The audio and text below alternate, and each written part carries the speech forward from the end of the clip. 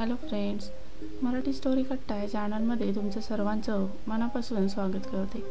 पुन्हा एकदा तुमच्यासाठी एक हॉरर स्टोरी घेऊन आली आहे.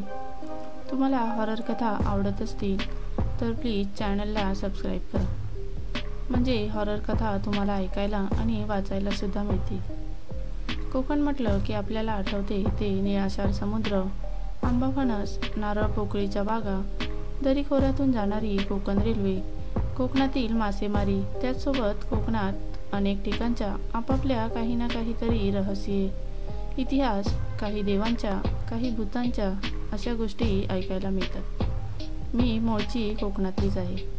लहानपणापासूनच रहस्यमयी कथा ऐकायला मला फार आवडतात. त्यामुळे गावी गेले की माझं आवडीचं काम म्हणजे एखाद्या अनुभवी व जुन्या जाणकार लोकांची भेट घेऊन त्यांच्याकडून गावच्या इतिहासाबद्दल, काही जुन्या घटनांबद्दल, असाधारण घटनांबद्दल जाणून गेले. ही कथा मी माझ्या आजीकडून ऐकली होती. ती लहान असताना ही घटना तिच्या गावच्या शाळेत घडली होती. तर कथेला सुरुवात करते. भारताला स्वातंत्र्य मिळून फक्त 5 ते 6 वर्षे झाली होती. देश स्वतःच्या पायावर उभं राहण्यासाठी अगदी जोमाने प्रयत्न करत होता. त्यातच गांधीजींच्या बोलण्यानुसार जर देशाची प्रगती करायची असेल तर ग्रामीण भागाचा प्रथम विकास करा. गावोगावी अनेक नवीन योजना राबवण्यात येऊ लागल्या.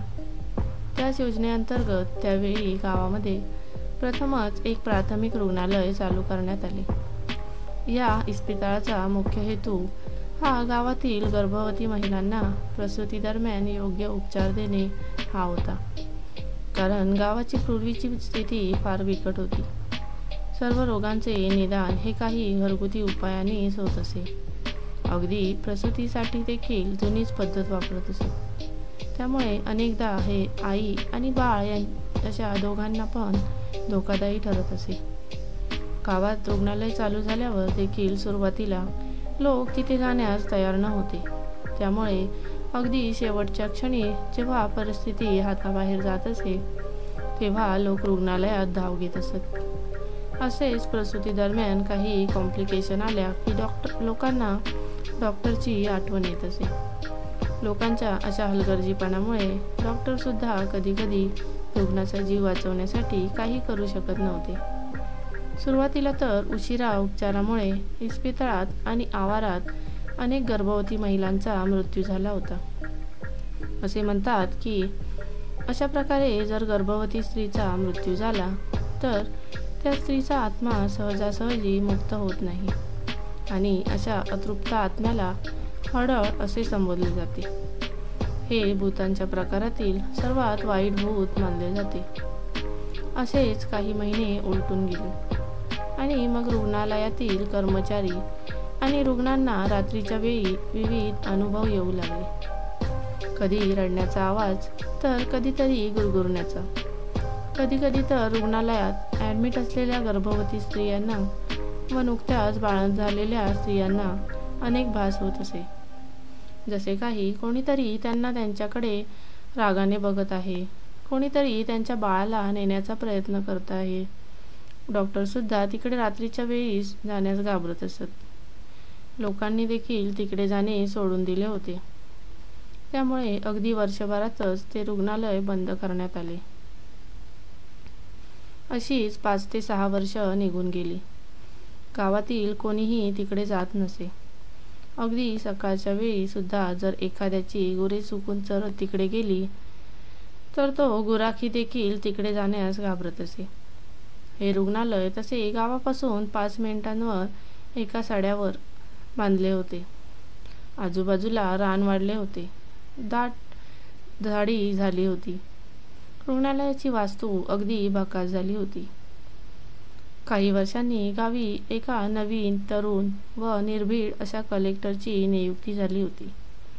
एकदा गावच्या समस्यांबद्दल बोलताना त्याला गावी शाळा आणि इतर सुविधांचा अभाव असल्याचे कळले.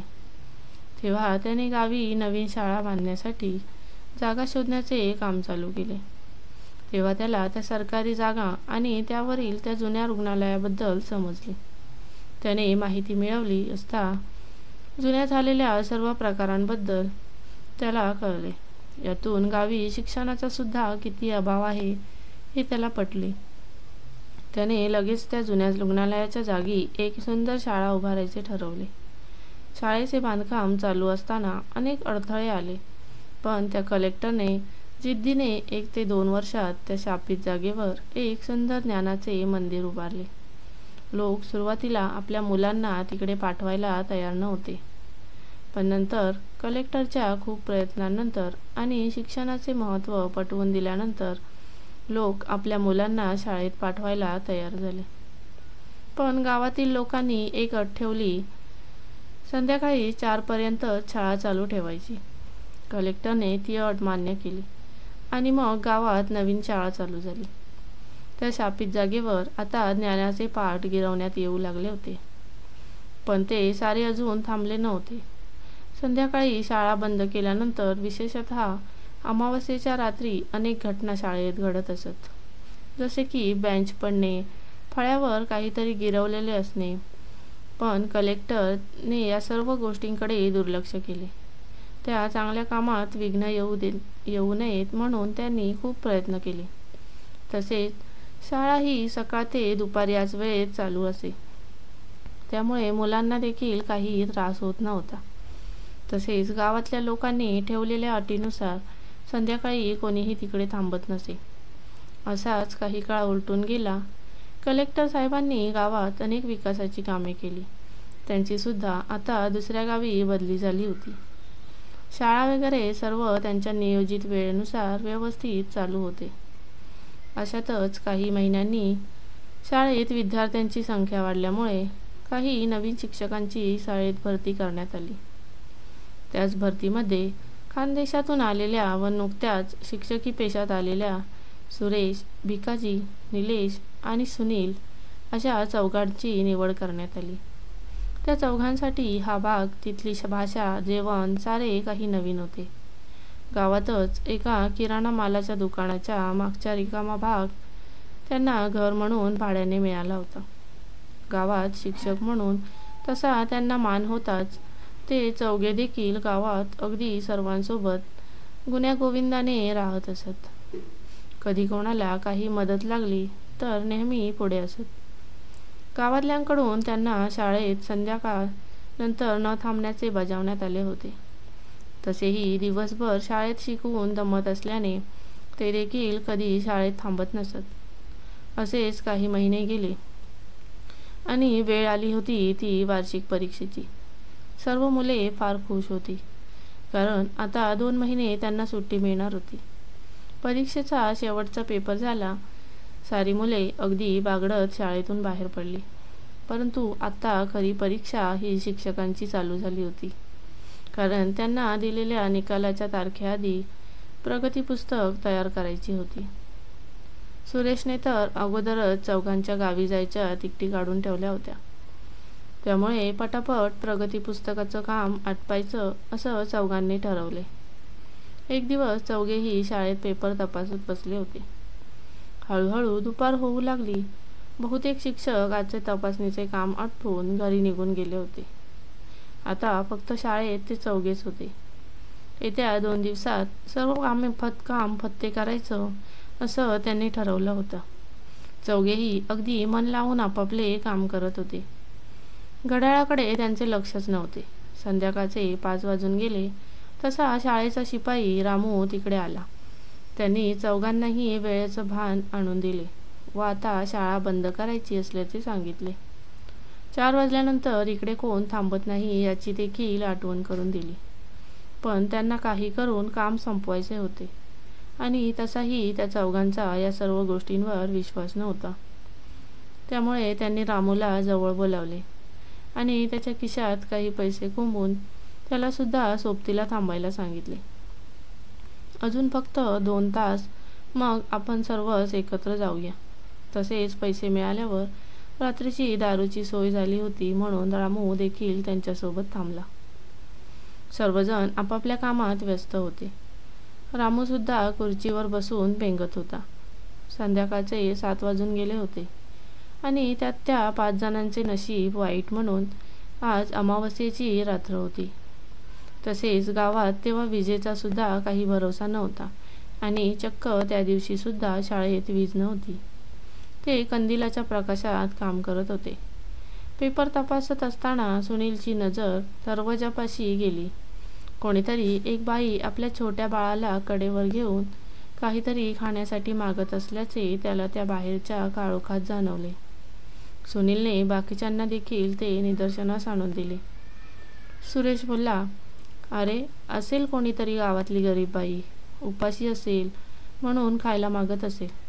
असे म्हणून त्यांनी आपल्या दुपारच्या जेवणातील उरलेली चपाती आणि भाजी रामूकडे दिली आणि तिला देऊन यायला सांगितले. रामू डोळे चोळतच उठला आणि तो बाजूला ठेवलेला कंदील घेऊन दरवाजाच्या दिशेने जाऊ लागला. कंदिलाच्या प्रकाशात त्याने दरवाजात पाहिले तर तिकडे कोणच नव्हते. त्याने बाहेर देखील पाहिले, कोणीही नव्हते. तो पुन्हा जागेवर येऊन बसला. अरे, गेली असेल ती पुढे, जाऊ दे, चल, असे म्हणून सुरेशने परत सर्वांना कामाला लागायला सांगितले. 5 ते 10 मिनिटांनी पुन्हा ती बाई दरवाजावर उभी राहून काही खाण्यासाठी मागू लागली. पण पुन्हा तेच रामू कंदील घेऊन दरवाजापाशी गेल्यावर तिकडे कोणीच नाही. असा प्रकार अगदी 3 ते 4 वेळा घडला. शेवटी पाचव्या वेळी सुनीलने रागातच विचारले, कोण आहे तिकडे? जेवण हवे आहे तर मग घ्या ना, असे म्हणून तो स्वतःच दारापाशी गेला. तेव्हा जणू काही हवेत विरघळावी तशी ती स्त्री आपल्या बाळासोबत कुठेतरी विलीन झाली होती. सुनील जरा घाबरलाच होता. त्याने बाकीच्यांना देखील ही गोष्ट सांगितली, पण सुरेश आणि बाकी दोघांचा त्यावर विश्वास नव्हता. बाई अशी हवेत गायब होईल. रामूला मात्र हे सगळे काय चालू आहे ते कळले होते. त्याने सर्वांना इकडून लवकर निघूया असे सांगितले, पण सुनील सोडून कोणीही त्यांचं ऐकलं नाही. अरे, थोडंच काम बाकी आहे, काही नाही होणार. तुम्हाला भास झाला असेल, सुरेश बोलला. काही काळ असाच गेला. ती बाईसुद्धा बराच वेळ दिसली नव्हती. बोललेलो ना, गावातलीच बसणार ती बाई, कोणीतरी उगाच घाबरता रोमीराव, सुरेश बोलला. त्याचं बोलणं थांबतं तोच त्या ज्या खिडकीजवळ बसला होता तिकडून बाहेरच्या बाजूने कोणीतरी बाई हुंदके देत रडण्याचा आवाज त्यांना येऊ लागला. आता मात्र सुरेशसुद्धा जरा घाबरला होता. त्याने हळूच खिडकी बाहेर डोकावून बघितले. त्याने जे बाहेर बघितले ते पाहून त्याचे डोळेच फिरले. तो जागच्या जागीच बेशुद्ध झाला. बाकीच्यांनी त्याला सावरले. आता सर्वांनाच तो आवाज आला होता. त्यांनी बाहेर बघितले तर त्यांची जणू दातखळीच बसली. तोंडातून काही शब्दच निघत नव्हता. एक स्त्री बाहेरच्या झाडापाशी बसली होती आणि तिच्या हातात एक बाळ होते, पण त्या बाळाला फक्त धड होते, त्याला मुंडकेच नव्हते. मान खाली घालून ती नुसती रडत होती. हळूहळू आवाजाची तीव्रता वाढत होती. आणखी काही जणींचे रडण्याचे, किंचाळण्याचे आवाज त्यांना येऊ लागले. बाहेर जे काही चालू होते ते बघून ते जागीच स्तब्ध झाले होते. अचानक त्यांना बाजूने गुरगुरण्याचा आवाज येऊ लागला. त्यांनी पाहिले तर बेशुद्ध झालेला सुरेश त्यांच्याकडे रागाने बघत होता. त्याचे डोळे पूर्ण सफेद झाले होते व तो वेगवेगळ्या आवाजात नाही सोडणार असे सारखे बोलत होता. बिथरलेल्या अवस्थेतच त्या चौघांनी कोपऱ्यात लावलेल्या देवाच्या फोटोकडे धाव घेतली. तोच त्यांच्या मागे येणारा सुरेश पण खाली कोसळला. जणू काही आताच त्याच्या शरीरातून काहीतरी बाहेर पडले असावे असे वाटले. त्यांनी क्षणाचाही विलंब न करता सुरेशला सावरत तिकडून पळ काढला. पाठीमागून अनेक रडण्याचे आणि किंचाळण्याचे आवाज येत होते, पण त्या चौघांनीही अजिबात मागे न बघता थेट किराणा मालाचे दुकान गाठले. दुकानात पोचल्यावर 5ही जण तिकडेच खाली पडले. दुकानात असलेल्या काही गाववाल्यांनी त्यांना सावरले आणि पाणी दिले. कोणीही काहीही बोलायच्या मनस्थितीत नव्हते. 5ही जणांना कडकडून ताप आला आणि लगेच गावातील वैद्याला बोलवण्यात आले. दुसऱ्या दिवशी सकाळी जरा बरे वाटल्यावर त्यांनी गावातल्या झालेल्या सर्व प्रकाराबद्दल सांगितले. सर्वजण त्यांच्यावर खूप रागावले होते, कारण इतकं बजावून सुद्धा संध्याकाळी 6 नंतर ते शाळेत थांबले होते. नंतर त्यांनी एक समजूत म्हणून गावातील पुजाऱ्याला बोलावले आणि त्या सर्वांवरून नारळ उगाळून तो नारळ गावच्या वेशीबाहेर टाकून दिला. काही दिवसांनी बरे वाटल्यावर आपले काम आटपून चौघेही आपल्या गावी निघून गेले. ते परत आलेच नाहीत. त्यानंतर काही वर्षांनी गाववाल्यांच्या सततच्या पाठपुराव्यानंतर ग्रामपंचायतीने ती जुनी शाळा कायमची बंद करून गावातच दुसऱ्या जागी शाळा चालू करण्याचे ठरवले. पुन्हा काही वर्षांनी तिकडे पोस्ट ऑफिस, त्यानंतर टेलिफोन ऑफिस चालू झाले होते. पण ते सुद्धा तिकडे फार काळ टिकले नाही. वर्षभराच्या आत ते सुद्धा बंद झाले आणि आता ती जागा अजूनही अशीच पडून आहे. कोणीही सहसा तिकडे जात सुद्धा नाही. फ्रेंड्स, कथा आवडली की नाही कमेंट करून नक्कीच सांगा. व्हिडिओला लाईक, शेअर आणि चॅनलला सबस्क्राईब करायला विसरू नका. आणि हो, सोबतच बेल आयकॉनचे बटनही प्रेस करून ऑलवर सेट करा. Thanks for watching.